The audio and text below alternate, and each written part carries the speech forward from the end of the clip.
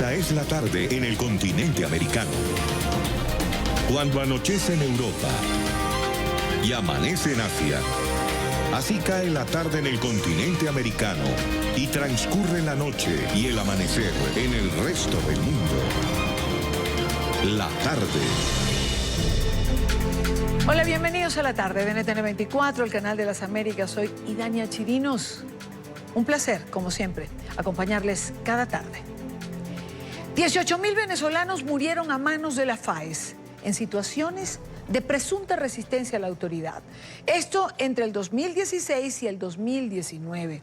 Y así lo denunció el día de hoy Human Rights Watch. La ONG señala que las Fuerzas de Acciones Especiales de la Policía del régimen de Nicolás Maduro han cometido ejecuciones extrajudiciales y detenciones arbitrarias en comunidades de bajos recursos. Esto ocurría hoy en Washington y allí estaba Emiliana Molina, que tiene el reporte. Emiliana, comenzamos contigo. Buena tarde.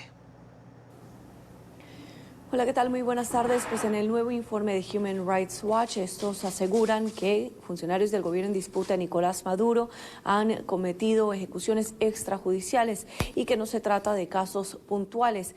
Citan más de 18.000 o alrededor de 18.000 muertes desde 2016. Esto en comunidades de bajos recursos donde antes apoyaban a Nicolás Maduro y ahora los ciudadanos de esa región se identifican con la oposición. De hecho, mientras los familiares testificaban, aseguraron que en múltiples ocasiones la FAES intentaba alterar la evidencia después de los hechos. Es por eso que el día de hoy el director para las Américas de Human Rights Watch, José Miguel Vivanco, está pidiendo también la creación de una comisión especial para poder señalar con nombre y apellido a los responsables. No sabemos exactamente si el informe completo, no el resumen del informe, que es lo que la opinión pública conoce, el resto del informe ha sido compartido por la oficina de la alta comisionada Michelle Bachelet con la Fiscalía Especial de la Corte Penal Internacional.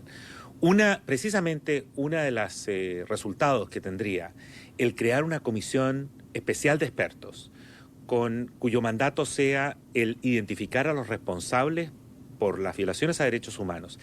Y no solo los civiles y militares responsables, también aquellos jueces del sistema judicial a nivel de Suprema Corte que han servido para ocultar estos hechos, para encubrirlos, para evitar que sean debidamente investigados, todos ellos hagan parte finalmente de una lista de autoridades, de jerarcas de la dictadura de Maduro, que debe ser configurada por esta comisión de expertos y compartida con la Fiscalía de la Corte Penal Internacional para que pueda avanzar ese proceso que está en marcha.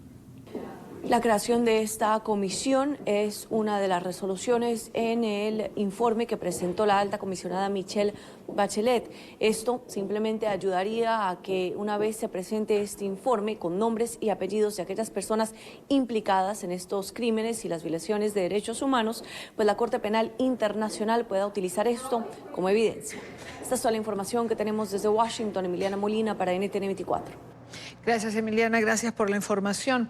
Para ampliar sobre este tema, para ir un poco más a fondo, para tener más detalle, saludamos a Tamara Tarasiuk, que ella es investigadora senior para las Américas de Human Rights Watch. Tamara, bienvenida, buena tarde para ti. Buenas tardes, Idania, ¿cómo estás? Bueno, viendo esta cifra que no deja de impactar, ¿no? Porque son 18.000 personas asesinadas a manos de este cuerpo especial. Quizás me gustaría comenzar, Tamara, preguntando cómo se documenta esta cifra, cómo llegan a ella. Mira, cuando la alta comisionada presentó su informe en julio, todos nos sorprendimos que hubiera datos oficiales allí donde las autoridades venezolanas reconocían que había 7.000 personas que habían muerto a manos de las autoridades en el 2018 y el comienzo de este año. Y la verdad es que esto no empezó el año pasado, ni siquiera empezó con las FAES. Entonces lo que quisimos hacer con esta publicación es mostrar que estas ejecuciones de las FAES son parte de un patrón que viene hace un tiempo, en el cual las fuerzas de seguridad venezolanas trabajan con total impunidad y toman justicia por mano propia y terminan asesinando a personas a sangre fría, muchas veces en los barrios populares que hoy se están levantando en contra del régimen de Maduro. Entonces fuimos a buscar datos oficiales previos para tratar de entender qué es lo que estaba pasando. Y encontramos estas cifras que hizo pública el ministro del Interior, Néstor Reverol, y pasaron totalmente desapercibidas en la opinión pública internacional. Entonces sumamos los datos del 2016, 2017 con aquellos que publicó Bachelet, y así es como llegamos a esta cifra de 18.000. Es decir, esta cifra abarca desde el 16 en adelante. Así es. Ahora, hablas de un patrón. ¿Cómo se comporta este patrón? Es decir, ¿cuáles son los pasos que sigue? Los casos que documentamos para esta publicación, encontramos que las FAES actúan con total espectacularidad. Entran a plena luz del día, muchas veces en la madrugada, a las casas, buscando supuestos delincuentes, pero terminan en muchos de los casos que documentamos asesinando a personas que estaban durmiendo, que se estaban bañando, que estaban en su casa y que no eran la persona que estaban buscando. En muchos de los casos que documentamos hay alteración de la escena del crimen, hay un intento por mostrar que hubo un enfrentamiento, disparos al aire, disparos a las paredes. En algunos de los casos se llevan comida y bienes que son difíciles de conseguir en Venezuela.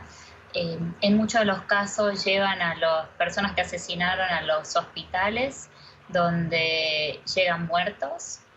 Y hemos encontrado algunos certificados de defunción que son totalmente consistentes con los testimonios de las víctimas y los familiares, donde las víctimas mueren por un disparo en el tórax o un disparo en la cabeza.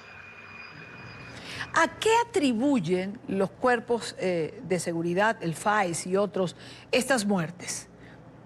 Entiendo que tiene que ver con resistencia a la autoridad o enfrentamientos o algo así. Esto pareciera ser la razón que siempre ellos aducen. Estas cifras, los 18.000 casos, son casos de supuesta resistencia a la autoridad. Esa es la categoría que usan las autoridades venezolanas. Ahora, cuando uno empieza a indagar y a hablar con testigos, con los familiares, con quienes estaban ahí, no hay tal enfrentamiento. Son personas que son asesinadas dentro de cuatro paredes, como te decía, algunos que estaban durmiendo, otros que se estaban bañando. Muchas veces obligan a los familiares a salir de las casas para que no haya nadie presente donde ocurren los disparos.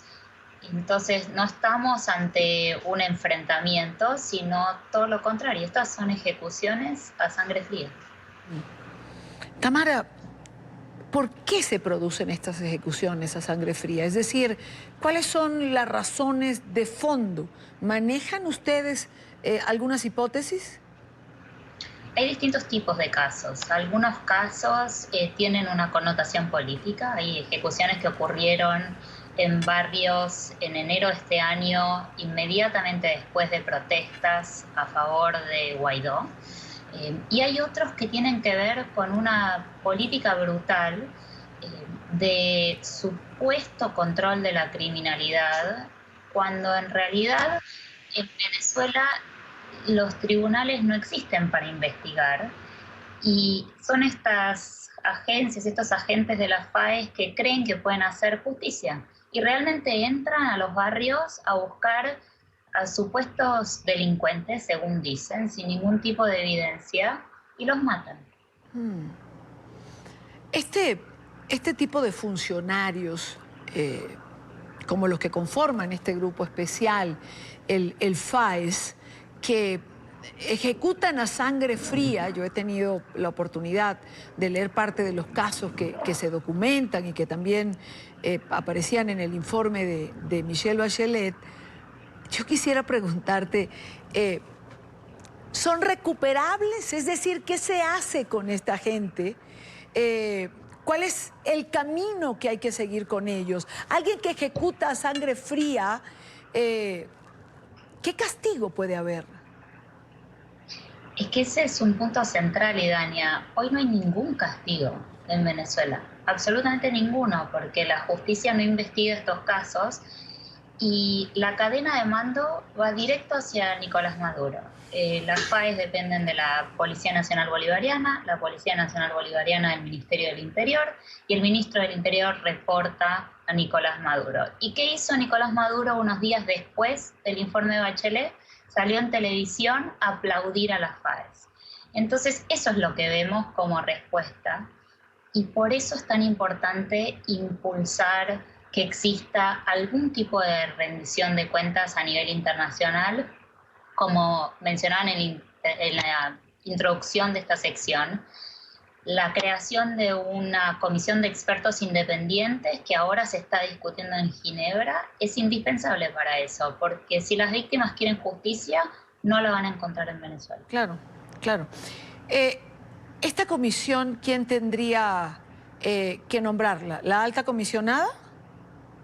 El Consejo de Derechos Humanos está sesionando actualmente en Ginebra y hay una resolución que fue propuesta por el Grupo de Lima para crear esta comisión.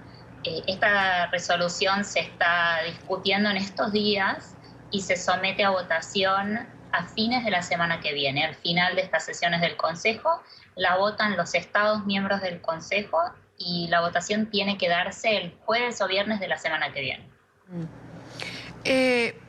Tamara, supongamos que se aprueba que se nombre una comisión de investigadores independientes.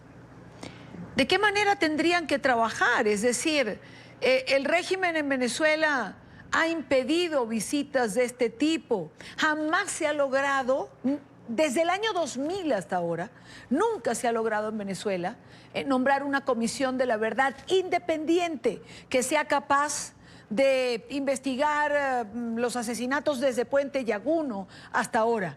¿Cómo sesionaría esta comisión de expertos? Es decir, ¿cómo trabajarían?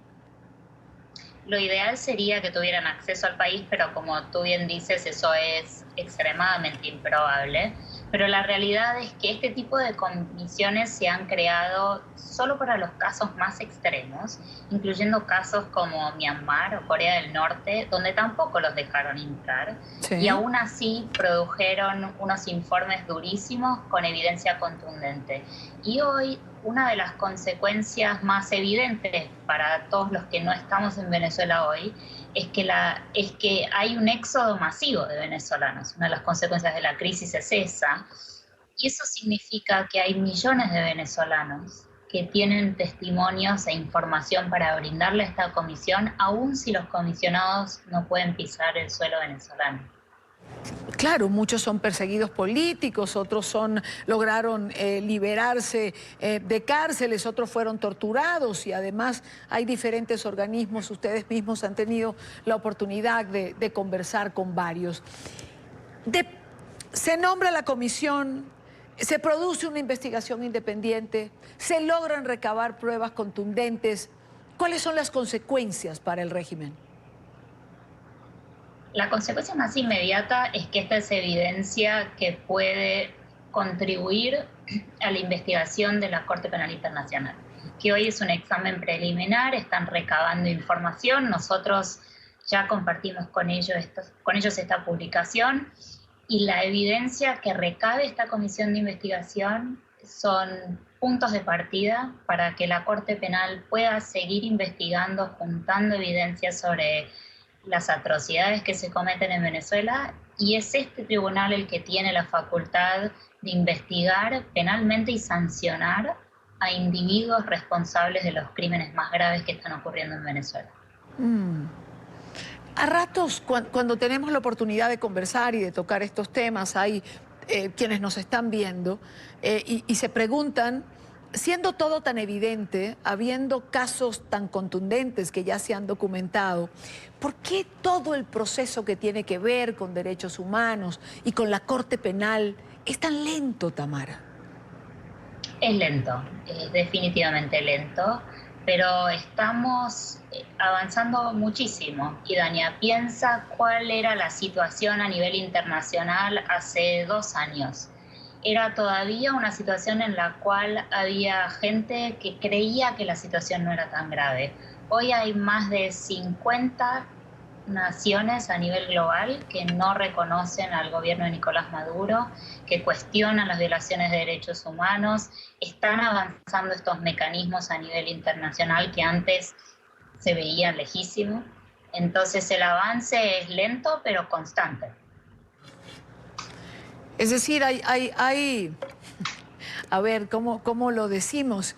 Hay que tener fe que realmente en algún momento se producirá una condena, como todos los que manejamos este tipo de información y sabemos lo que se ha hecho, porque hemos visto la gente que ha sido torturada, a la que se les ha violado los derechos humanos. En algún momento esa condena va a llegar, más temprano que tarde quizás. Para eso estamos trabajando duro.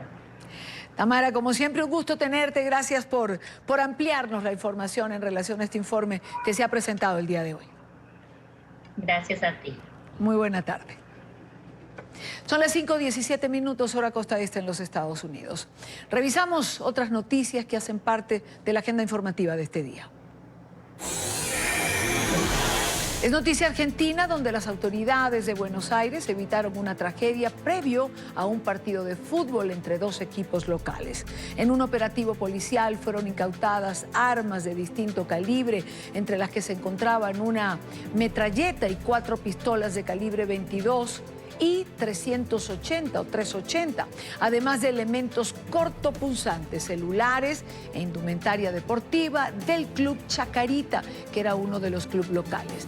4 personas fueron detenidas y estarían vinculadas a alias La Dueña y alias La Negra, 2 hermanas enfrentadas por el poder en las tribunas del club desde hace más de un año atrás.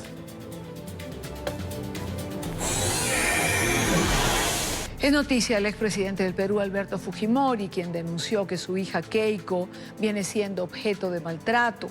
A través de una carta dirigida a la opinión pública, el exmandatario ha pedido a las autoridades sensibilizarse ante el estado de salud de su hija, quien permanece ahora internada en una clínica de Lima desde el pasado sábado por problemas cardíacos. Fujimori lamentó las condiciones en las que, según él, fue trasladada al centro médico.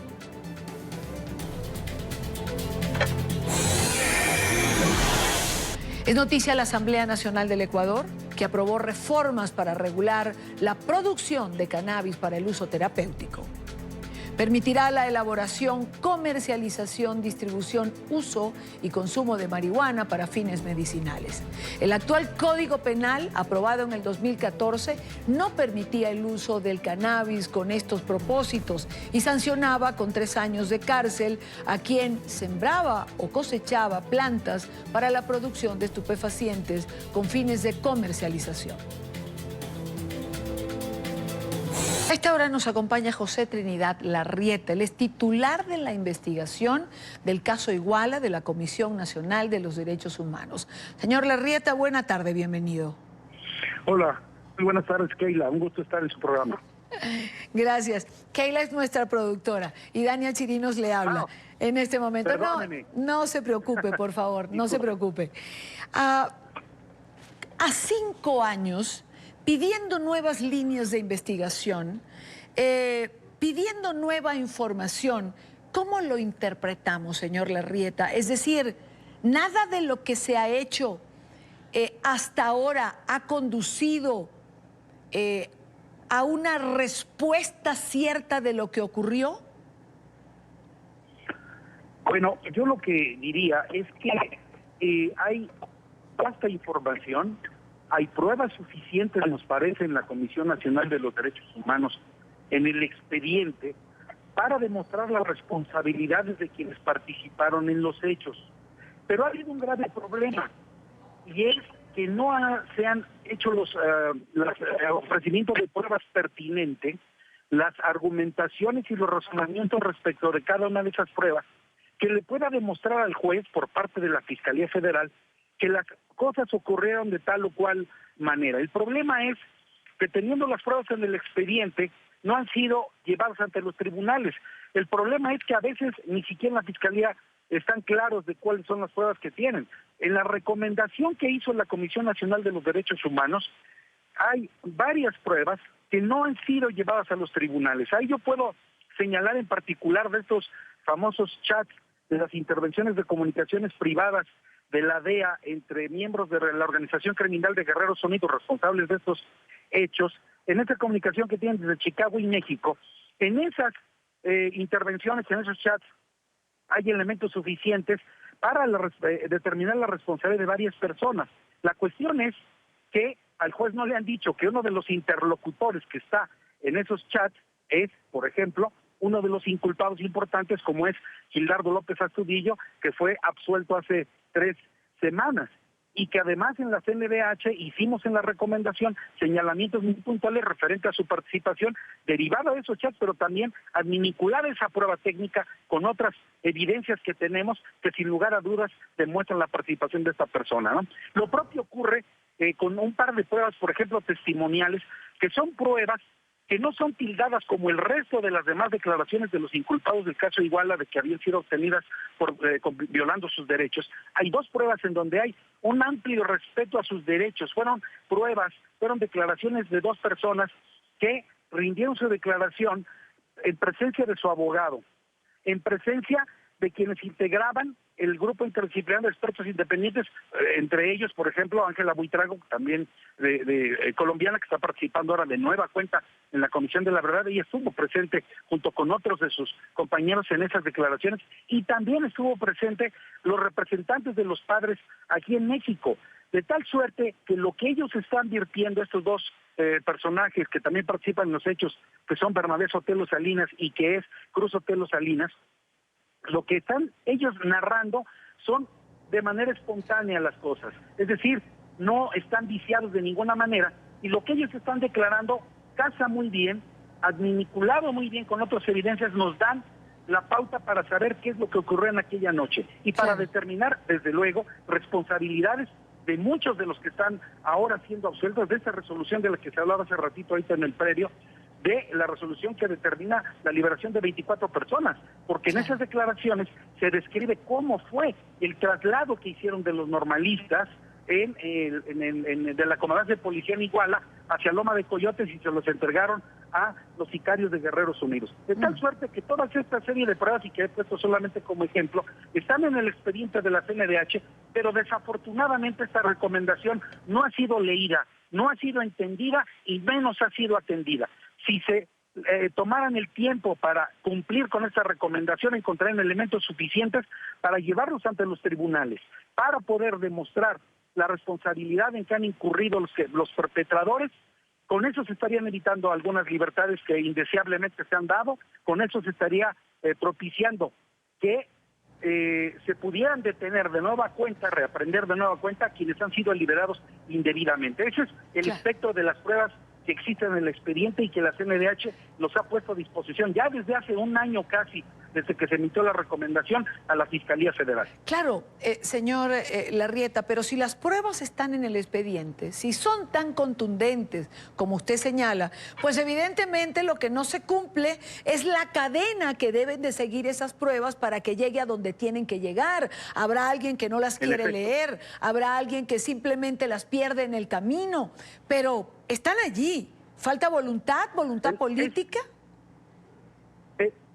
Aquí puede haber cuestiones de tipo político, puede haber cuestiones de negligencia de los agentes del Ministerio Público, pero también puede ser que ni siquiera tengan conocimiento de ellos, porque también hay que tener claro que en este caso, por parte de la Fiscalía Federal, ha habido varios responsables del caso, ha habido cambios, y usted sabe que de un cambio a otro muchas de las cosas se llevan en la cabeza y no en los papeles, y se pierde la sensibilidad del caso. Los nuevos que llegan tienen que enterarse del caso, y eso hace mucho más difícil tener un seguimiento sobre el caso. En la CNDH afortunadamente no ocurrió eso. A nosotros, desde que el presidente de la comisión nos nombró en este cargo hace 5 años, hemos estado permanentemente bebiendo, comiendo, soñando sobre este asunto. Por eso podemos decirle que si el fiscal federal conoce su expediente, fácilmente puede argumentar esas pruebas, las va a encontrar y las puede llevar ante los tribunales. Ese es el punto. Yo creo que la necesidad de aplicarse de la Fiscalía Federal es prioritaria. Por eso la exigencia también de la CNDH de decir que es urgente que se fortalezcan los procesos penales, que se reencaucen los procesos penales y que eso es posible a partir de los contenidos de la recomendación. Señor Larrieta, con las pruebas que hay, con lo que ha manejado la comisión, con las recomendaciones que se han dado, con lo que se ha presentado, ¿se puede establecer la responsabilidad directa de lo que pasó con los jóvenes en Ayotzinapa? Nosotros pensamos que sí. Y eso es de esta manera, dado que esas pruebas de las que yo he mencionado nos parecen suficientes. El problema, vuelvo a señalar, es que no han sido debidamente argumentadas ante los tribunales. Yo creo que sí, efectivamente hay muchas cosas que todavía se tienen que establecer, determinar. Por eso la recomendación de la CNDH habla de 118 puntos recomendatorios que las autoridades tienen que hacer, de 224 líneas de investigación que tienen que agotarse. Si la autoridad atiende la recomendación, sin duda, ahí están marcadas las rutas que deben seguir para arribar a la verdad, a lo que todos necesitamos, a lo que todos queremos, las víctimas primarias en primer lugar, desde luego, y también la sociedad en general, la comunidad internacional, para saber de una vez por todas qué pasó con los normalistas. Ahorita también escuchaba yo de esta referencia que daban sobre la necesidad de determinar uno de los puntos fundamentales en la investigación, que es determinar el paradero de los normalistas, de saber qué pasó con ellos. Y en ese sentido, el análisis de esos 114 restos óseos, que en un muestreo de aquellos 63,000 que fueron recuperados del basurero de Cocula y de la bolsa que se recuperó del río San Juan, un muestreo que hacen los expertos de nuestra oficina, los expertos de la CNDH, que van, hacen ese muestreo y determinan que hay, cuando menos, 114 restos que tienen materia orgánica susceptible de análisis genético para que sean llevados a los laboratorios de Innsbruck, Austria, para que pueda determinarse si esos restos corresponden o no a los normalistas. Y ante la realidad mexicana diría lo siguiente: si esos restos corresponden a los normalistas, estaremos avanzando en el caso porque estaremos determinando en un buen número seguramente cuál fue el paradero de ellos, porque los restos que ahí existen corresponden a un número mínimo de personas de 21, con un máximo de 41, esto por la localización de unos huesos que se llaman petrosas, que tenemos todos los humanos aquí detrás de los oídos, que son en pares, ¿no? Tenemos cada humano 2, se localizaron 41. La lógica diría, de 41, pues corresponde a la mitad, pues serían 21 personas. Sin embargo, ese es el número mínimo, porque como no se ha establecido que esas petrosas correspondan en pares, la posibilidad científica también está en que puedan llegar a ser hasta 41 personas. Entonces decía yo, si se identifican y se determina que son de los normalistas, habremos avanzado mucho en el tenor de determinar cuál fue el destino de los normalistas. Si eso no ocurría, decía yo, en la realidad mexicana hay 40,000 desaparecidos. Esos restos corresponderían a alguno de esos 40,000 desaparecidos y ellos mismos y su familia tendrán el mismo derecho que cualquier otra víctima de desaparición de saber por qué fue ese su destino y si son esos los restos de sus familiares. De manera tal que es imprescindible que el gobierno mexicano, que la Fiscalía Federal se aboque a cumplir con este punto recomendatorio de la CNDH, que lo dejamos claro desde el 28 de noviembre de 2018, y manden estos restos a analizar. Déjenme decirle que no ha habido una explicación lógica, ni de ningún tipo, del gobierno de México para decir la razón por la cual no han querido enviar esos restos óseos a analizar. Si lo hacen, entiendo, podemos avanzar mucho en el caso. Hablamos del gobierno actual, del gobierno de Manuel López Obrador. Bueno, es que esta recomendación justamente se da ya a las postrimerías del gobierno anterior, pero le ha correspondido, como se aceptó esta recomendación, le corresponde a este gobierno hacer las gestiones necesarias para poder hacer ese tipo de análisis y desde luego continuar con otras investigaciones. Y hemos dicho que esto no es obstáculo. Pueden seguirse todas las demás investigaciones y líneas que se tengan, pero no es obstáculo que se van a analizar estos restos óseos. Claro, es que yo le iba a preguntar justamente si usted pensaba que en un nuevo gobierno, con un nuevo presidente, otra nueva línea, finalmente podíamos llegar a una conclusión en el caso de Ayotzinapa, a pesar de haber funcionarios involucrados. Pero si ya tenemos este retraso... Sí. Bueno, es por eso que hay esperanza, pues nosotros confiamos en las nuevas autoridades, desde luego, y pensamos que puede hacerse mucho. Hay muestras de que se quiere avanzar, se creó la Comisión de la Verdad, ha habido avances, ha habido el nombramiento de un nuevo fiscal para el caso, pero si es necesario que ya se pongan en marcha este tipo de análisis. Y si en efecto pareciera que hay voluntad, esperemos que ya en breve se determine el envío de estos restos y también continuar con otras vías de investigación, como por ejemplo podría señalar que se desarrollen las investigaciones para determinar quién es el patrón, porque según las investigaciones de la CNDH, ese individuo de cuyo perfil lo hemos manifestado en la propia recomendación, es el autor intelectual de los hechos. Y tiene que investigar la autoridad de quién se trata, quién es el patrón, por qué ordenó que ocurrieran las cosas tal como acontecieron en aquellos trágicos hechos del 26 y 27 de septiembre de 2014. Y también otra línea de investigación que nosotros hemos planteado en la propia recomendación y que damos muchos elementos para ello, que es las motivaciones, el móvil de las agresiones a los normalistas. Son pendientes ineludibles y son cosas en las que no se ha avanzado. Entonces, sí es importante que la CNDH firme, haga una exigencia a las autoridades federales en México para que se pueda avanzar significativamente en el hecho por bien de la justicia, por bien de las víctimas, para que se erradique la impunidad y más en un caso tan emblemático como este. Evidentemente que es así. Quiero agradecer a José Trinidad Larrieta, titular de la investigación del caso Iguala de la Comisión Nacional de Derechos Humanos. Muchísimas gracias, señor Larrieta, por estar con nosotros. Al contrario, le agradezco muchísimo la atención que tuvo conmigo. Buena tarde para usted.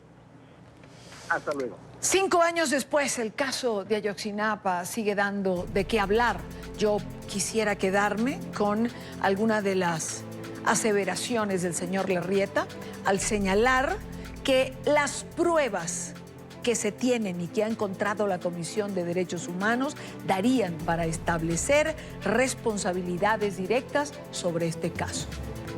Lo que podemos traducir en, lo decía él mismo, negligencia en alguna parte de no querer dar una respuesta. La respuesta que han solicitado, que han pedido, que han buscado, que han suplicado los familiares de estos estudiantes que hace 5 años desaparecieron.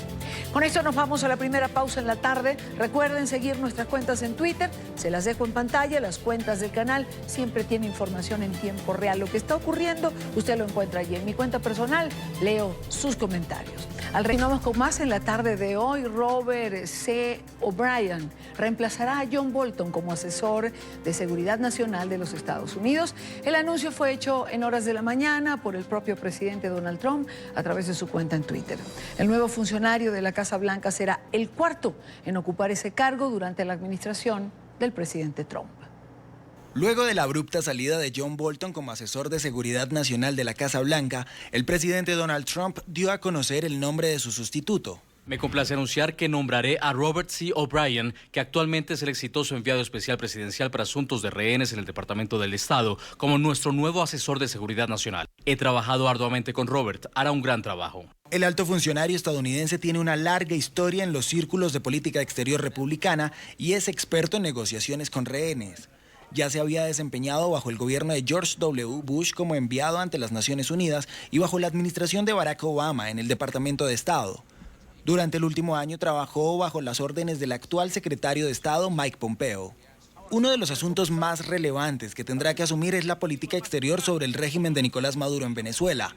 En su cuenta de Twitter, O'Brien se pronunció el pasado julio acerca de las sanciones de Estados Unidos sobre funcionarios del régimen. Nuevas sanciones impuestas a un grupo que trabaja para la Dirección General de Contrainteligencia Militar de Venezuela, las mismas personas que tienen detenidos a los ejecutivos de la filial petrolera de Venezuela en Estados Unidos. Exigimos su inmediata liberación. Aquellos que lo retienen son plenamente responsables de su seguridad. El puesto de asesor presidencial de Seguridad Nacional no requiere de la confirmación del Senado estadounidense y es uno de los más influyentes del gobierno en términos de relaciones exteriores. Por otra parte, autoridades en la Florida han puesto en marcha una campaña que busca crear conciencia sobre las constantes amenazas que se realizan a través de Internet y de las redes sociales. Por este tipo de intimidaciones, más de, oigan bien, 800 jóvenes han terminado en prisión. En Miami, Paola Serna tiene el reporte. Paola. Hola, ¿qué tal? Muy buenas tardes. Pues bien, las autoridades del estado de Florida están tomando muy en serio cualquier tipo de amenaza que se realiza a través del Internet. Justamente en el estado hay alrededor de 800 jóvenes que han sido detenidos por comentar o por enviar este tipo de mensajes, y es por eso que se ha creado una campaña a nivel del Departamento de Justicia Estatal denominada It's Not a Joke. Esto quiere decir no es un chiste, para que los jóvenes entiendan la dimensión y el problema que representaría para ellos si son hallados realizando o enviando este tipo de mensajes. Bueno, la ley es bastante fuerte en este sentido. Cualquiera que escriba una amenaza o mande una amenaza por medio de media social o cualquier otro medio, va a ser más o menos culpable por eso. Antes la ley era que tenía que tener una fase de posibilidad, pero ahora no. Cualquiera que mande algún tipo de amenaza, sea personal o sea como un acto de terrorismo, viola la ley y te meten preso enseguida. Es precisamente abusando de la temeridad que se sufre en la adolescencia. El joven es moldeable, el joven es susceptible, el joven es temerario y, por supuesto, sigue una tendencia social. Tanto el Departamento de Justicia Federal de los Estados Unidos como el Departamento de Justicia Estatal del Estado de la Florida han tomado muy en serio estas amenazas, que podrían empezar como un juego, pero también como un desafío entre los jóvenes. La ley norteamericana está tipificando el delito tanto de amenaza como de ejecución o como de intento, como una tipificación del delito de terrorismo doméstico. Nosotros no podemos permitir que un joven en un momento de arrebato lleve armas a la escuela, o haga un dibujo con armas, o haga un video amenazando a sus compañeros, o simplemente incite a otros a través de las redes sociales a cometer un delito. Esto es una epidemia. Hemos tenido demasiados muertos ya. Si después que tú llegas a la corte se dan cuenta que a lo mejor era un chiste o no estabas haciéndolo en serio, la condena va a ser mucho menor.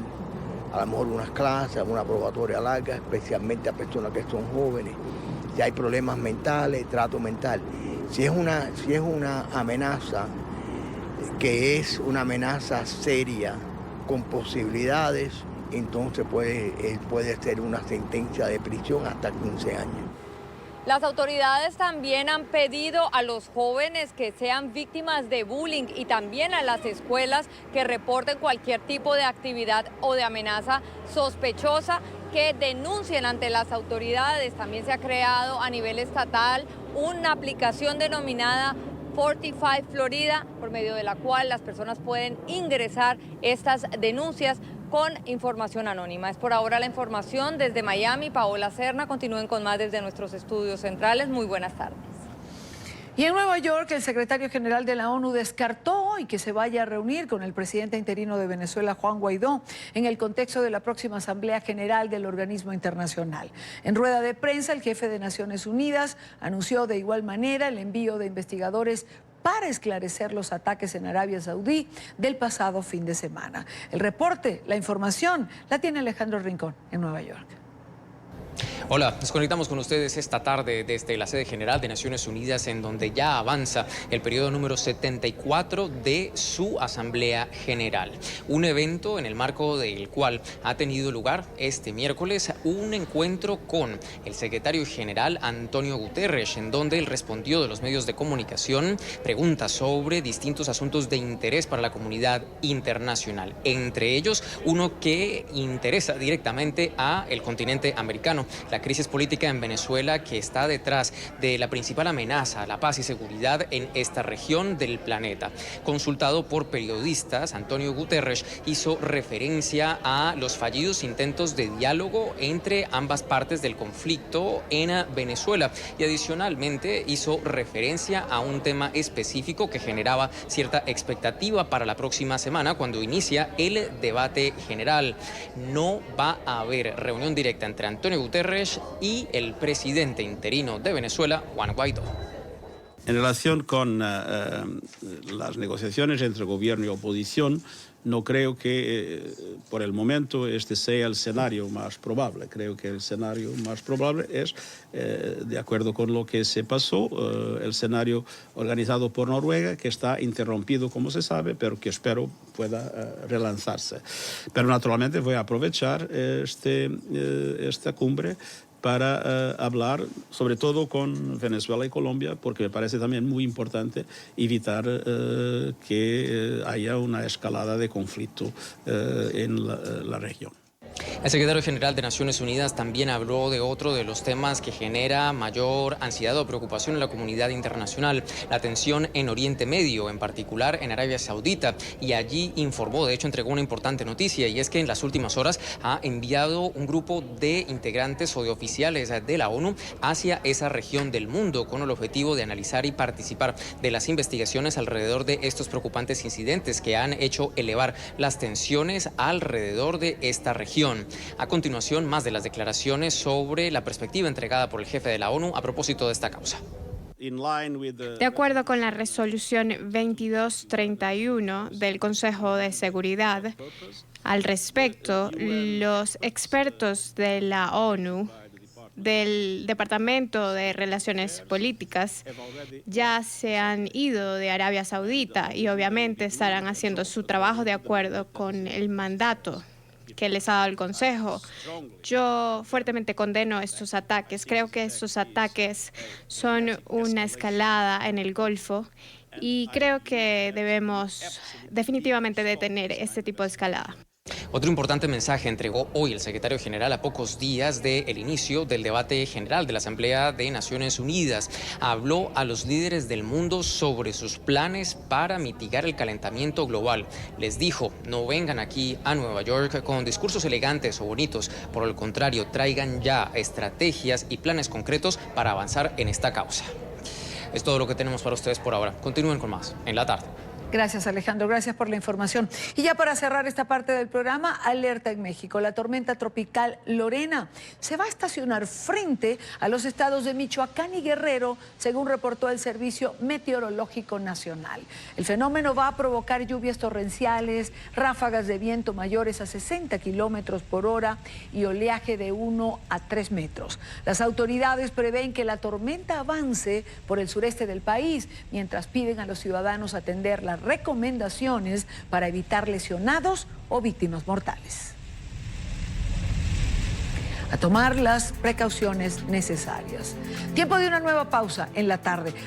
Continuamos con más en la tarde de hoy. Expectativa en Venezuela por las posibles excarcelaciones de presos políticos que podrían producirse en las próximas horas. Esto luego del acuerdo que firmaron partidos minoritarios con Nicolás Maduro, que el gobierno encargado de Juan Guaidó califica como una maniobra del régimen para prolongar el tiempo en el poder. El vicepresidente de la Asamblea Nacional, Edgar Zambrano, fue liberado la noche de ayer. La noticia, Luis Laya. Hola, buenas tardes. En Venezuela hay expectativas sobre posibles nuevas excarcelaciones. Se habla de unos 58 procedimientos más. Esto tras la excarcelación de Edgar Zambrano, primer vicepresidente de la Asamblea Nacional, la noche de este martes, quien ha señalado que lo que vivió fue un secuestro al no cumplirse ni las normas establecidas en la Constitución ni sus derechos humanos. Solo hecho de estar en prisión, incomunicado, aislado, ausente del mundo, ya eso es una flagelación, es un acto criminal. Uno de los delitos más abominables o el más abominable que hay es el secuestro.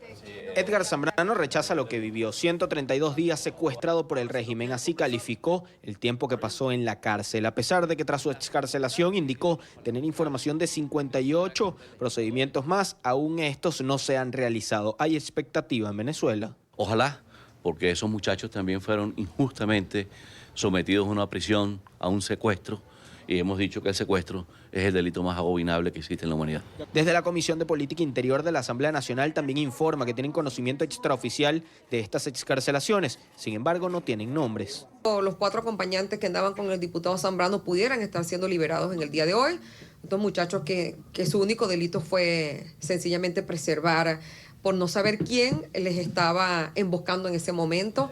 Ante la excarcelación de Zambrano, el gobierno interino de Juan Guaidó publicó un comunicado en el que señalan que no se trata de un favor del régimen, no hay que darle las gracias, sino de los frutos de la presión internacional y las denuncias del Parlamento. Por su parte, Henry Ramos Ayub, líder de Acción Democrática, partido de Edgar Zambrano, celebró la liberación y denunció que lo hicieron con intención de dividir a la oposición. Y siguen creyendo que con este acto de impedir que Edgar siguiera preso iban a lograr la bomba atómica de dividir la oposición, pelaron bola. Añadió que con presos políticos no se puede hablar de democracia. 500 personas aproximadamente entre civiles y militares privados de libertad por razones estrictamente políticas pueden contribuir a la pacificación y al progreso, al desarrollo de Venezuela y al establecimiento de un verdadero régimen democrático. Mientras tanto, el propio Zambrano señaló que es necesario continuar trabajando para liberar a todos y esto debe hacerse presionando al régimen.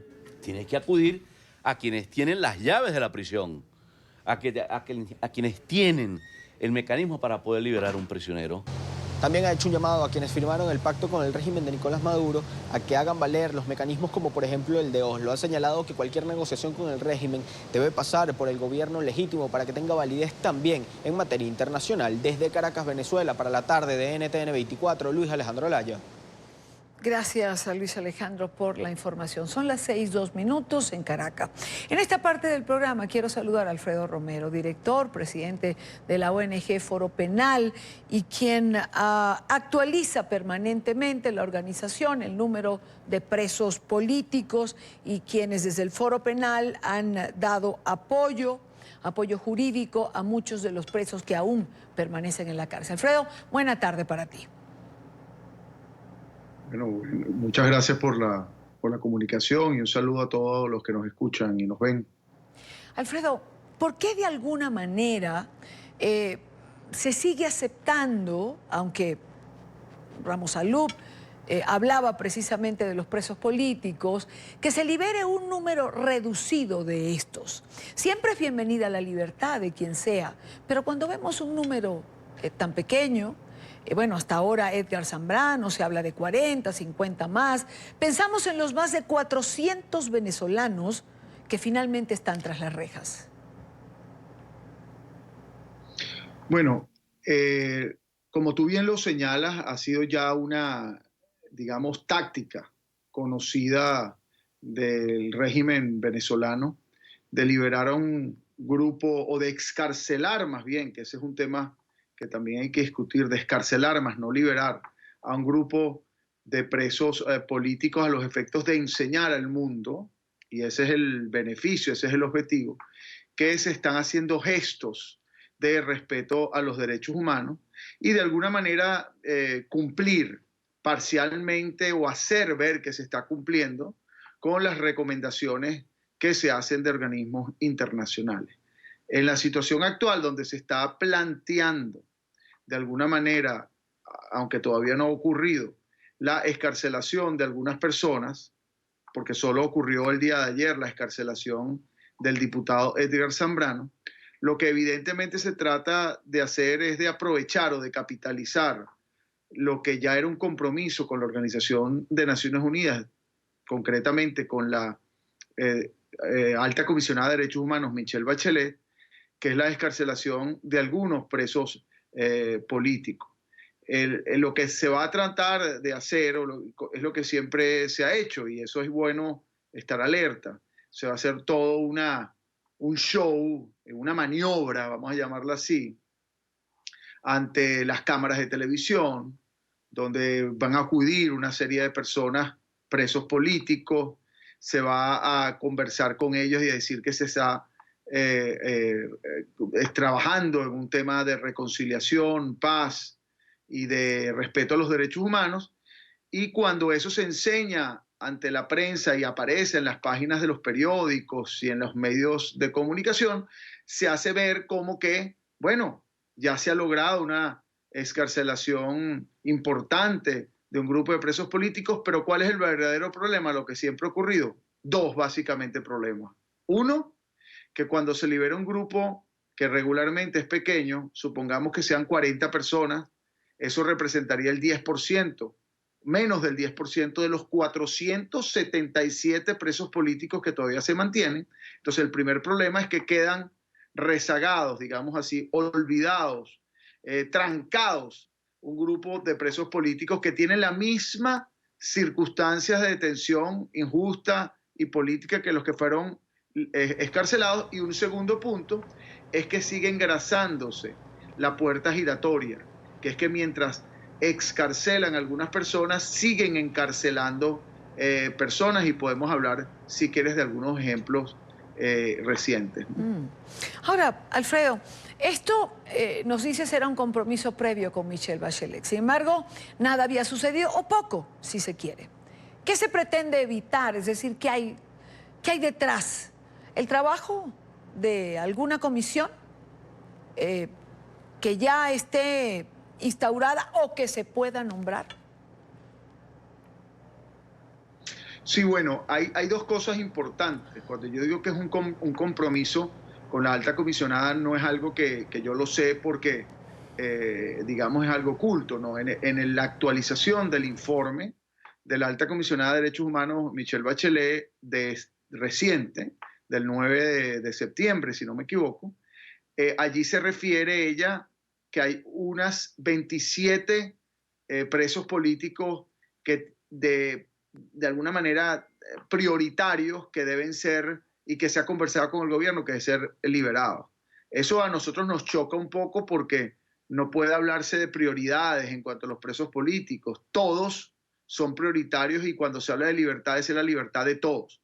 Pero por otro lado, además de ese compromiso que está ahí plasmado en ese informe de actualización, hay un tema importante que es lo que de alguna manera presiona para que se constituya de una manera además sorpresiva, rápida, y yo digo incluso hasta un poco improvisada, esta apariencia de nueva mesa de diálogo con factores políticos que definitivamente, no es porque lo diga yo, es porque objetivamente es así, no representan a la oposición venezolana en modo alguno, porque son muy pequeñas piezas de la oposición, si es que realmente pueden llamarse oposición. A todo evento son grupos muy pequeños.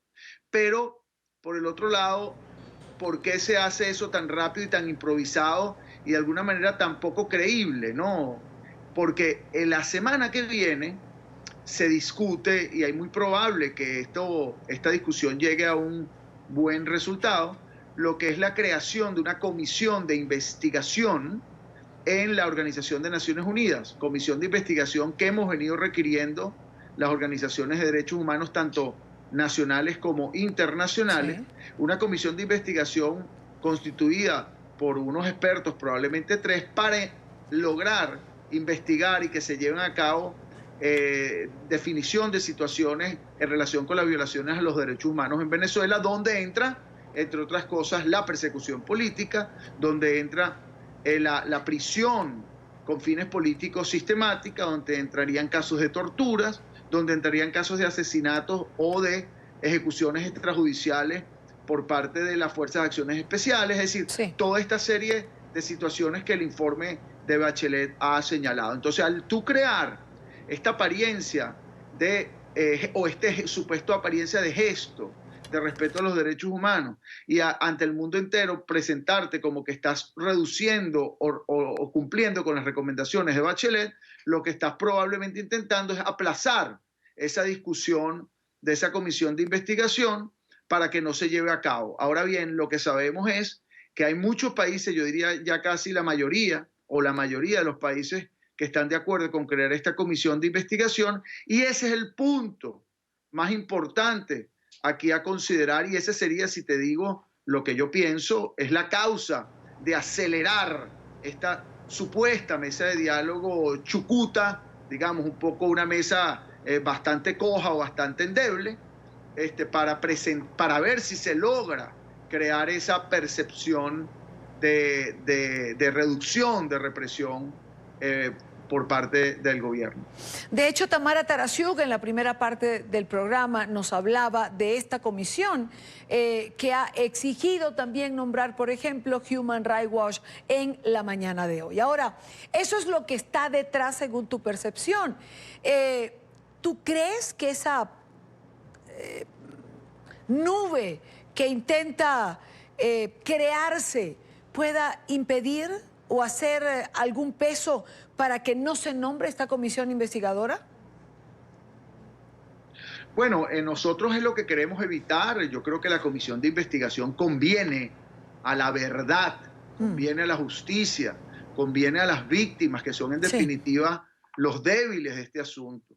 Conviene a las organizaciones de derechos humanos y conviene incluso a aquellos del gobierno que no están incursos o que dicen no estar incursos en violaciones a los derechos humanos, porque la comisión de investigación, si se constituye con expertos independientes, con el respaldo de la Organización de Naciones Unidas, y va a buscar la verdad, pues va a salir la verdad y los responsables de crímenes, incluyendo crímenes de lesa humanidad, violaciones a los derechos graves, y los que no han cometido violaciones a los derechos humanos no entrarían dentro de esta comisión de investigación. Yo creo que esta es la mejor, digamos, una posibilidad, una acción. No vamos a decir que esa es la única, digamos, acción o alternativa para lograr determinar situaciones que están ocurriendo en Venezuela. Es una más, pero es una alternativa que es definitivamente importante y en la cual sería un nuevo canal, un canal abierto, transparente, imparcial, donde organizaciones como el Foro Penal, que yo represento, pudiese llevar toda una serie de situaciones que siguen ocurriendo en Venezuela de manera sistemática y que han ocurrido no solo recientemente, sino desde hace mucho tiempo, incluyendo, por ejemplo, la existencia de más de 15.000 detenciones políticas desde el año 2014, más de 300 asesinatos con fines políticos, varios casos, múltiples casos de tortura, que se encuentran contenidos en testimonios de las víctimas que están presas, muchas de ellas, y en testimonios escritos de las víctimas que están presas y otros que han tenido incluso que salir del país. Bueno, además de todo esto, que de nombrarse esa comisión, pudiesen organismos como el Foro Penal llevar documentación o casos particulares, ayudaría, según Human Rights Watch también, a la Corte Penal Internacional. Pero no quiero dejar de tocar un fenómeno que sigue ocurriendo. Mientras se libera a Edgar Zambrano, por ejemplo, mientras espera que salgan quienes estaban con él, o si son 30 o 40 más, el efecto puerta giratoria que siempre mencionas nunca termina. Por ejemplo, está el caso de la joven del estado Táchira, Michelle Peñalver, hija del coronel Ramón Alí Peñalver, un juez militar detenido por el régimen vinculado con la Operación Libertad del pasado 30 de abril, Alfredo. Sí, bueno, este caso, de Michelle, que la acaban de detener el domingo, hoy por cierto interpusimos una acción de amparo, nosotros como Foro Penal la representamos, está desaparecida en este momento. Fíjate, están hablando o liberan a Edgar Zambrano, pero desaparecen, secuestran, sacan, se la lleva el DIGESIM, porque fue el DIGESIM el que se la llevó, y al día de hoy no se sabe dónde está, se presume que está en Boleíta, pero una muchacha totalmente inocente, 25 años de edad, que está allí desaparecida por unas circunstancias políticas que poco a poco iremos sacando a la luz pública, pero que a todo evento estamos todavía determinando dónde se encuentra y las familias desesperadas. Entonces, fíjate el efecto puerta giratoria, ¿no? Y este efecto puerta giratoria, que bien definimos bueno, y así lo definimos en el año 2016 por todo el estudio estadístico de lo que viene ocurriendo. Además, debo decirlo, muchos de estos que se hacen parte de estos diálogos se hacen cómplices de este efecto puerta giratoria, son parte de esos que engrasan la puerta giratoria. ¿Por qué? Porque la puerta giratoria sirve también, o explica, cuando se utiliza lo que es algo grotesco, debemos decir, es grotesco y macabro, digámoslo así, que es cuando se utilizan a los presos políticos como fichas de negociación, porque entregas un preso político al gobierno para decir, bueno, perfecto, yo entrego un preso político a los efectos de que tú me entregues otra cosa, como por ejemplo, te entrego presos políticos, pero ahí en el acuerdo está, bueno, pero las sanciones se eliminan, o sea, va a intentarse eliminar las sanciones, o sea, es decir, yo mantengo una persona presa, para presionar a que las sanciones que han sido impuestas contra individuos que violaron los derechos humanos se reduzcan. Yo mantengo un preso político y lo libero para que la Comunidad Europea entonces reduzca la presión y alargue, o algunos países alarguen la constitución de la Comisión de Investigación. Yo suelto unos presos más adelante para que entonces la alta comisionada de Derechos Humanos, Michelle Bachelet, no sea tan dura en sus informes en relación con Venezuela. Yo suelto unos presos por aquí, o sea, encarcelo a otros, claro, porque va así, ¿no? Yo voy soltando y encarcelando, encarcelo a otros para librarlos nuevamente, para que entonces se constituya un CNE democrático y se lleven a cabo elecciones democráticas. Y también libero unos aquí, nuevamente encarcelando a otros, para que unas personas individualmente se ubiquen en espacios políticos con intereses totalmente individuales, utilizando a estos presos políticos de una manera, pues repito, macabra como ficha de negociación.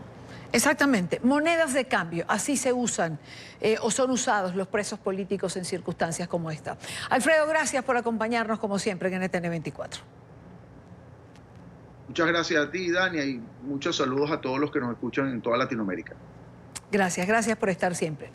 Cuando son las 6:17 y en vista de los sucesos recientes en Venezuela, el encargado de las relaciones exteriores del gobierno interino, Julio Borges, convocó a una rueda de prensa en Bogotá, en la capital de Colombia, para hablar de todos los temas que están sobre la mesa.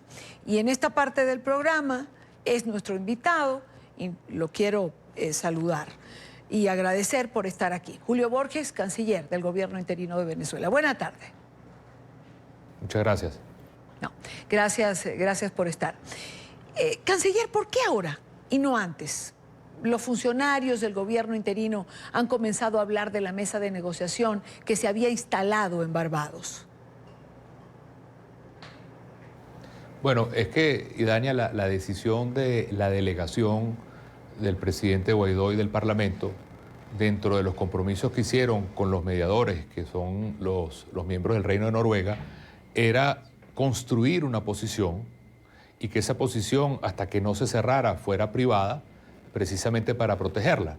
Ahora que Maduro fue el que le dio la patada 2 veces a este procedimiento y es el que ha agotado, clausurado, suspendido, cerrado, como lo queramos llamar, este ciclo, bueno, lo importante es que el mundo entero conozca que por parte de la delegación de Guaidó y del Parlamento hubo una propuesta racional, democrática y que significa la salida inmediata de la crisis trágica que vive Venezuela.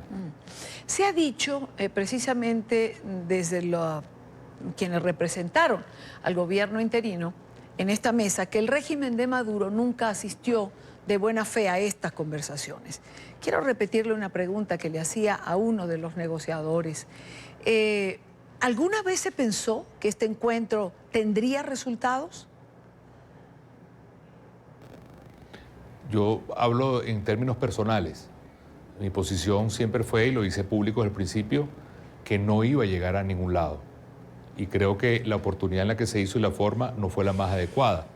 Pero lo que sí rescato es que sirve para construir un expediente que en este momento, y es lo que nosotros queremos decirle al mundo, habiendo Maduro dado 2 patadas a la mesa, se abre entonces una nueva batería de presión internacional que sí es importante tener. De alguna manera, lo explico de esta forma, es una demostración que tú haces, real, auténtica, genuina, de que quieres una solución, y eso es lo que está en la mesa, y que el que está cerrado en esa posición es Nicolás Maduro. Entonces a veces hay que recorrer estos caminos para lograr que venga entonces la presión internacional. En el caso de República Dominicana, si nosotros no hubiéramos ido, si nosotros no nos hubiéramos negado a firmar como lo hicimos, nunca se hubiera abierto la deslegitimación de las elecciones presidenciales y el apoyo al Parlamento como se hizo este año. Entonces hay que ver cosas que en un momento dado parece que no tienen sentido, son las que abren la puerta para que el mundo libre apoye el Parlamento, apoye a Guaidó y apoye la democracia en Venezuela. Si no hubiéramos ido a Dominicana, nunca hubiera pasado esto. Si no se hubiera ido a Barbados hoy, no podríamos exigirle a Europa, sobre todo a Europa, que tiene que venir un ciclo de presión que debe ser, ojalá, definitivo en quebrar la dictadura. Usted estuvo en la mesa de negociación de República Dominicana en 2018. ¿Qué se maneja cuando se está allí? ¿Qué se llevó? ¿Qué percibió usted? Bueno, para mí fue muy claro muchas cosas que algún día podríamos compartir, pero para mí era claro que en ese momento logramos algo que no teníamos hasta entonces, que era el apoyo internacional. Yo quiero recordar que Dominicana se inició justo cuando yo comencé una gira por Europa y por Estados Unidos pidiendo sanciones. Y cuando yo fui a esa gira por Estados Unidos y Europa, todos los países, tanto en la Casa Blanca como en la Unión Europea, me dijeron, pero siéntense a conversar, ustedes tienen que agotar esa posibilidad. Y venían unas elecciones presidenciales. De manera que el hecho de haber pedido sanciones, habernos sentado a conversar, haberse negado Maduro a tener unas elecciones presidenciales, fue lo que abrió el apoyo del mundo libre y el apoyo que hemos tenido este año. Si no lo hubiéramos hecho así, nos estarían diciendo, siéntense a conversar, porque al final los países quieren agotar esa vía. Por lo tanto, esa sentada, que yo sé que causa malestar, y créanme que para quienes estamos sentados allí es peor todavía, pero es un paso que hay que dar si tú quieres abrir a más sanciones, a más presión, porque es un expediente que estás construyendo. Y eso es muy importante que lo tengamos en cuenta. Fue lo que yo viví en Dominicana y es lo que estamos experimentando en este momento al decirle al mundo, Maduro clausuró el ciclo, le dio 2 patadas a la mesa, cumpla, señor Borrell, cumpla, señora Mogherini, su palabra, de que si fallaba esto, venía más presión sobre la dictadura. Ahora, no lo dejemos para después. Hágame una infidencia el día de hoy. ¿Qué fue lo peor que le pasó estando en una mesa de negociación con representantes del régimen de Maduro? Bueno, es que imagínense estar sentado muchas horas con Delcy Rodríguez y Jorge Rodríguez por delante, con en aquel momento Roy Chatterton y con Zapatero al lado. Créanme que eso no es agradable para nadie, pero uno lo hace porque uno tiene la convicción de que está construyendo algo más grande y creo que los hechos lo han demostrado.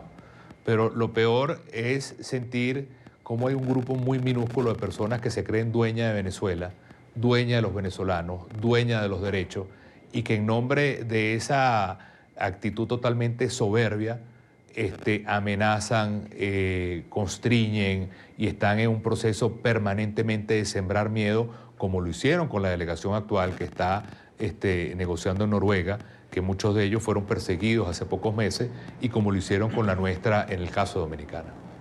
Volvamos a la comunidad internacional tan importante para Venezuela en este proceso.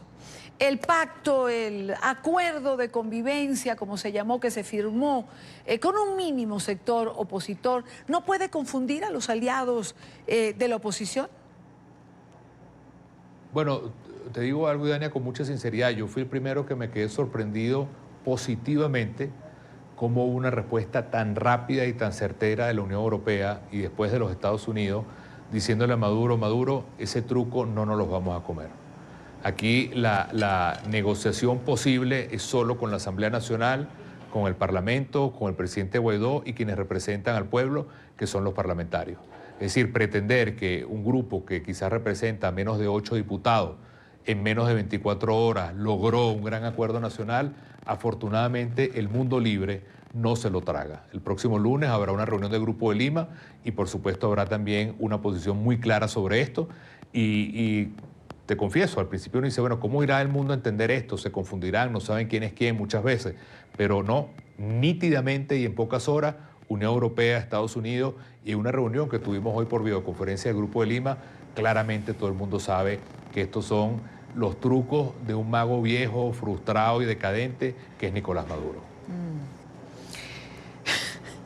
Canciller Borges, ¿cuáles son las expectativas de Venezuela de cara a la Asamblea General de la ONU? Tomando en cuenta también que el presidente de Colombia, Iván Duque, tendrá en su discurso a Venezuela como parte del mismo, porque ha dicho que va a denunciar a Venezuela o a Maduro como aliado del terrorismo. Bueno, yo creo que esa pregunta es muy importante, Dania, por lo siguiente. Esto ha sido una película que se ha ido moviendo y tenemos que entender dónde estamos parados en cada momento en esa película. Maduro, dictador, primera parte de la película. Maduro, jefe de un Estado fallido, migración, hambre, violencia. Pero estamos en una tercera parte. Maduro, jefe de un Estado fallido que acobija, que promueve, que protege al terrorismo internacional. Esa es otra película. Se trata de un Maduro que tiene vinculaciones claras con el ELN y sabemos lo que eso ha significado con los atentados a inicio de año y en las últimas horas acá en Colombia.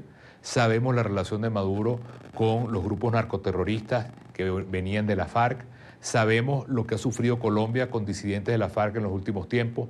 Sabemos que el tráfico de drogas se ha convertido en una manera de financiar a grupos al norte de África y en Europa de carácter totalmente radical, grupos religiosos absolutamente radicales. Es decir, Maduro se ha convertido en una herida abierta e infectada en el corazón de América y que se va a convertir en una septicemia si no se logra de manera muy clara saber que es una amenaza no potencial, sino una amenaza actual, real, palpable a toda la democracia, no solo en América Latina, sino en buena parte del mundo también. Si se tiene conciencia de lo que Venezuela significa y usando su símil como una, relacionándolo con una infección que puede afectar a la región entera, ¿por qué no se toman medidas en conjunto ahora y evitan que se pueda perder un brazo, una pierna, producto de esa infección? Pero eso es verdaderamente lo desesperante del caso, porque Venezuela, y quiero ser muy claro en esto, lo peor que puede pasar en Venezuela es que no pase nada. Lo peor que puede pasar en Venezuela es que simplemente nos acostumbremos a esa herida abierta e infectada y que se siga de alguna manera dañando a todo lo que significa el cuerpo de América Latina. Y creo que ha habido una conciencia muy importante, pasos que se han dado a nivel del Grupo de Lima, pasos que se han dado a través de los países en la OEA, como la convocatoria del órgano consulta, es una decisión de poner más presión y de saber que hay que construir de manera contundente lo que es la presión necesaria para el desenlace en Venezuela. Antes de despedirlo, me gustaría preguntarle por el TIAR, por la fecha para que se reúna el órgano consultivo en la Organización de Estados Americanos. Bueno, en el marco de la reunión de Naciones Unidas hay varias reuniones importantes para nuestro tema Venezuela. Va a haber reunión del Grupo de Lima el día lunes 23, va a haber ese mismo día, lunes 23, la reunión de cancilleres del órgano de consulta del TIAR, va a haber una reunión de cancilleres del Grupo de Contacto Europa, Grupo de Lima, América Latina, para hacer un balance de lo que ha sucedido hasta ahora. Va a haber y vamos a sostener reuniones bilaterales con varios cancilleres, con el canciller de Portugal, con el canciller de España, para pedirle una posición frontal al tema Europa. Y va a haber reuniones también para sumar y acrecentar la alianza de países que apoyan al gobierno del Parlamento y el presidente Juan Guaidó. Estamos hablando de que hoy tenemos el apoyo de 60 países. Nuestra idea es trabajar para aumentar esos apoyos y lograr una coalición mucho más sólida y mucho más fuerte. En cuanto al TIAR, es muy importante porque de manera muy honesta parecía imposible lograr a donde hemos llegado y lo que muestra es que el dinamismo de lo que sucede en Venezuela hace que cosas que no eran posibles hoy se conviertan en necesarias e inexorables mañana. Quiero agradecer a Julio Borges, representante de las Relaciones Internacionales, canciller del gobierno interino de Venezuela, Juan Guaidó. Gracias por habernos acompañado. Muchas gracias. Y ya antes de terminar esta parte del programa, en Caracas, médicos y enfermeras del Hospital JM de Los Ríos salieron a las calles para exigir al régimen un aumento en sus salarios. Aseguran que lo que ganan no les alcanza para cubrir sus gastos de alimentación. Denuncian además que en el centro asistencial, el que alguna vez fue referencia para pacientes infantiles, no hay insumos médicos. Oliver Fernández tiene el informe. Flor García es enfermera del Hospital JM de Los Ríos desde hace 11 años. Hoy no tiene ni para comer. Cumplió casi un mes sin probar proteínas. Con $2 que cobra al mes es imposible alimentarse. Que comemos carne y pollo una vez al mes y si acaso. Eso es un espagueti blanco con queso rallado encima. A veces arroz con huevo. Ensalada muy poco puedo hacer debido a que los vegetales también subieron. Ahorita me ingenié berenjenas picadas por la mitad, las volteo en huevitos con harina. Flor tuvo que sacar a su hija mayor de la universidad y la menor no tiene ni ropa para asistir al colegio. Dolor, amigo, dolor. Es lo único que te puedo decir. Cuando ya tú tienes un hijo, que tú veas que es lo mismo que con todos los días, es la misma ropa, la lavo, la restrego y otra vez la misma ropa para salir. El no poderle comprar a mi hija que pasó para 5º grado, tiene síndrome de Down y no le pude comprar absolutamente nada. Los pantalones le quedan ponchos. Le dije a la maestra que realmente el miércoles cuando hablé con ella, que la traía para la escuela, que no la iba a traer, porque realmente iba a ver si podía comprarle en estos días un pantalón. Ya es normal en Venezuela ver a un médico como taxista o a una enfermera de buhonera, actividades paralelas para poder sobrevivir.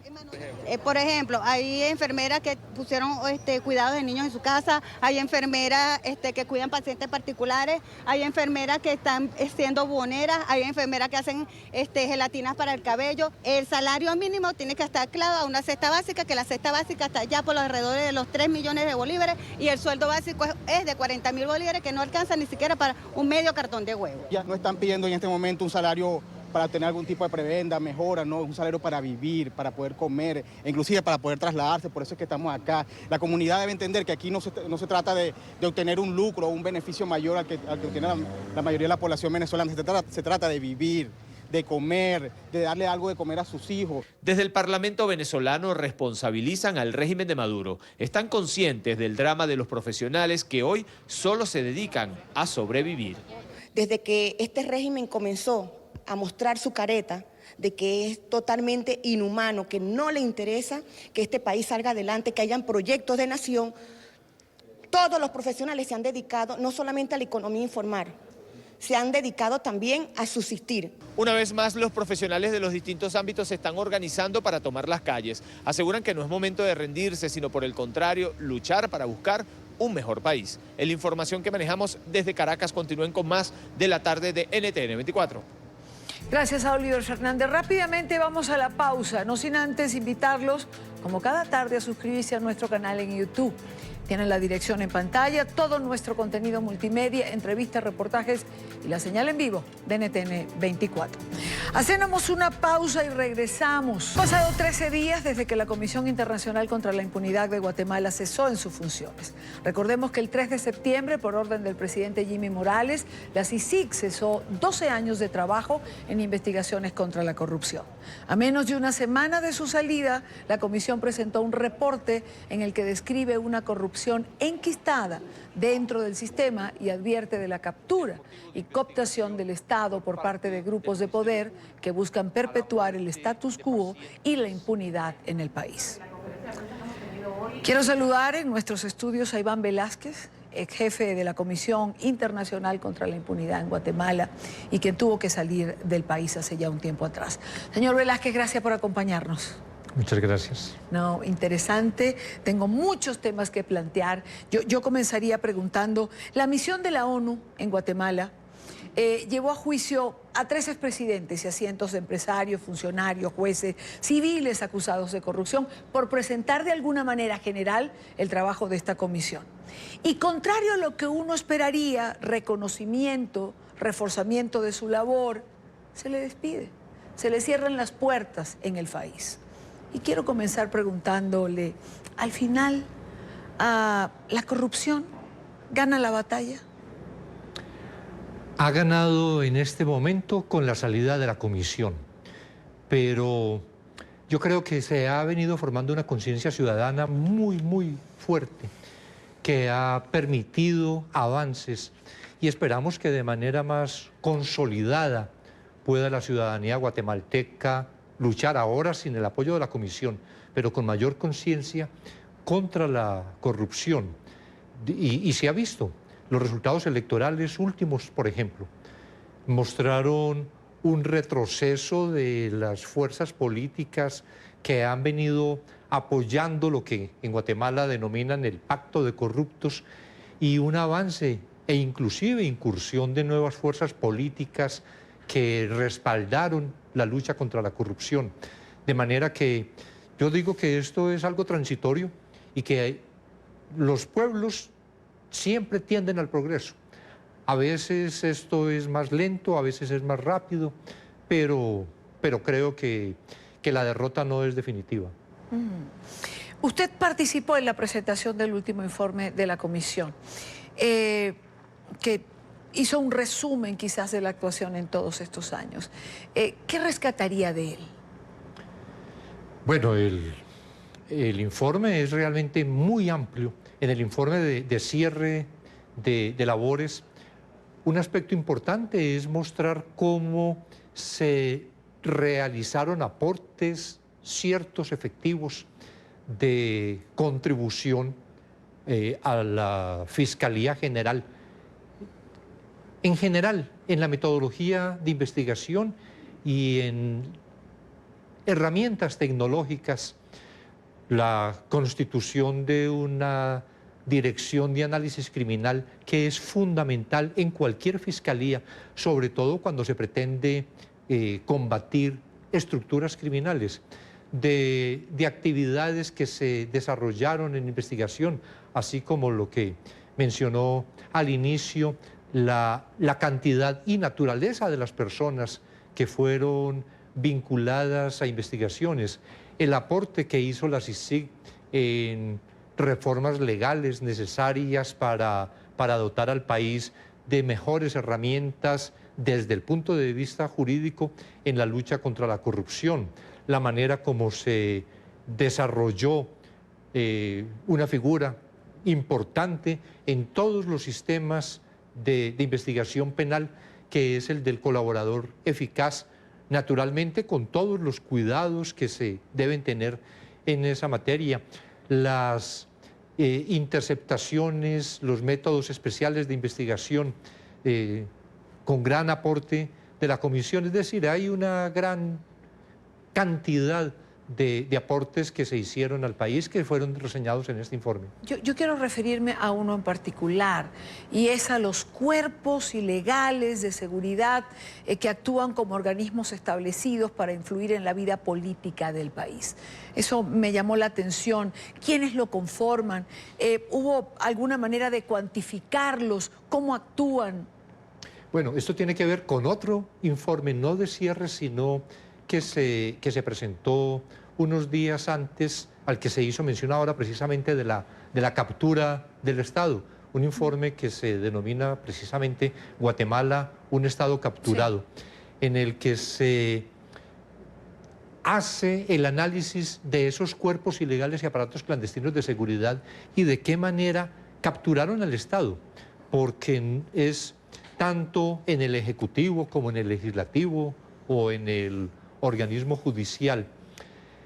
Son estructuras que vienen desde muchos años atrás, que aparecen por primera vez en un compromiso de Estado, en los acuerdos previos al Acuerdo de Paz de 1996, un acuerdo en 1994 en el que el Estado se compromete a desarticular esas estructuras que entonces estaban muy comprometidas en la represión ilegal de la disidencia, los escuadrones de la muerte, grupos de justicia privada, las capturas ilegales, desaparecimientos, etcétera, que hacían organismos paraestatales, pero que fueron además vinculándose con la actividad de corrupción, y al punto que encontramos representantes anteriores de esos cuerpos ilegales ahora en estructuras de contrabando, por ejemplo, pero que han logrado por su presencia en el Estado desviar inclusive la función primordial del Estado, que en toda la teoría política tenemos como el dispensador del bien común, el que representa intereses generales, pero que dada esta circunstancia particular en Guatemala, lo que representa son intereses particulares al punto, solo para citar un ejemplo de la manera como esto actúa.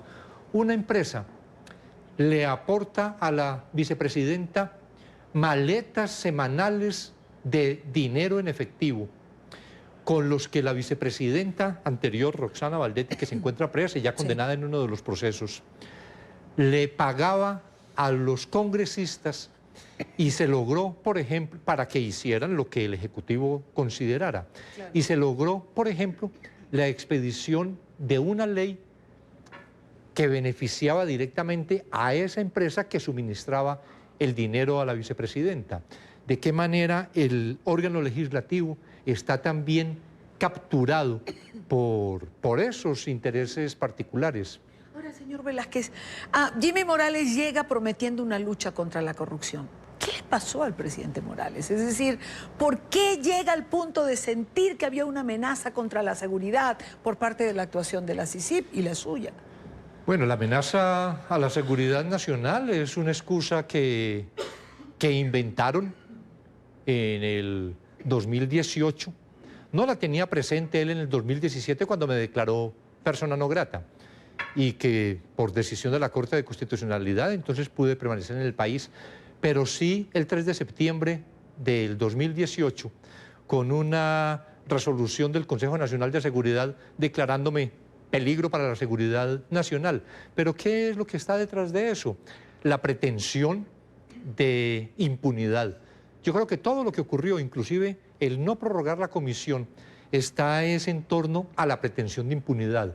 Y en el caso particular de él, una investigación por el financiamiento electoral ilícito en el que la parte que da, él es la parte que recibe, pero la parte que da en el 2015, cerca de $1 millón, un poco más de $1 millón, no solo aceptó haber realizado ese comportamiento, grandes, importantes empresarios del país, sino que aportaron los cheques con los que se hizo ese financiamiento ilícito.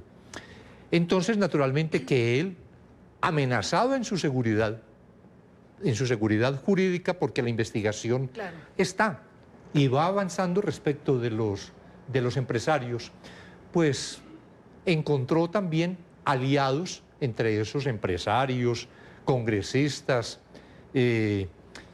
personas inclusive del órgano judicial, la CICIG con la Fiscalía guatemalteca,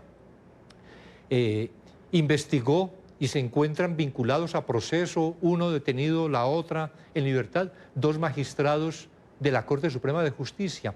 Entonces, eso llevaba pues al presidente Morales casi que en un mecanismo de defensa propia, pero que naturalmente él no lo puede decir. Claro, entonces, ¿cuál es la excusa?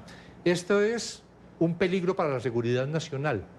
¿Y cómo puede una comisión internacional que respalda a Naciones Unidas y que además no tiene autonomía, porque es la Fiscalía guatemalteca la que decide si investiga, si imputa, si acusa?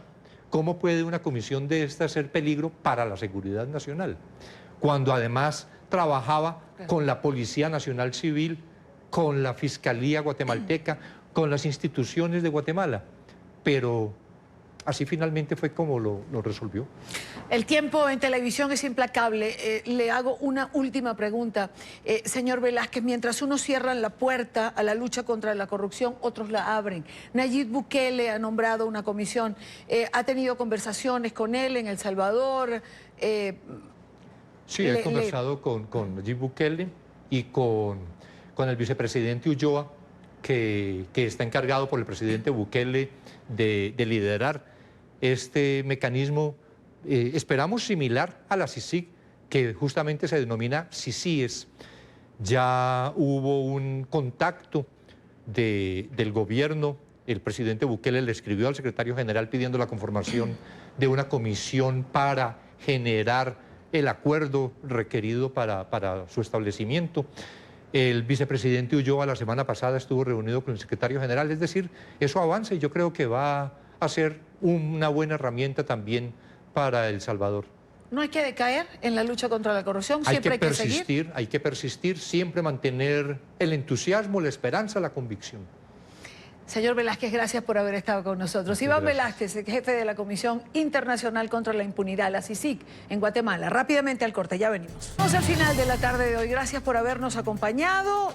Nuestras cuentas en Twitter, en Instagram, nuestra plataforma digital, todas son puntos de encuentro para conectarse a la información. Mañana les espero a la misma hora para compartir, debatir, analizar la agenda informativa del día. Buena tarde.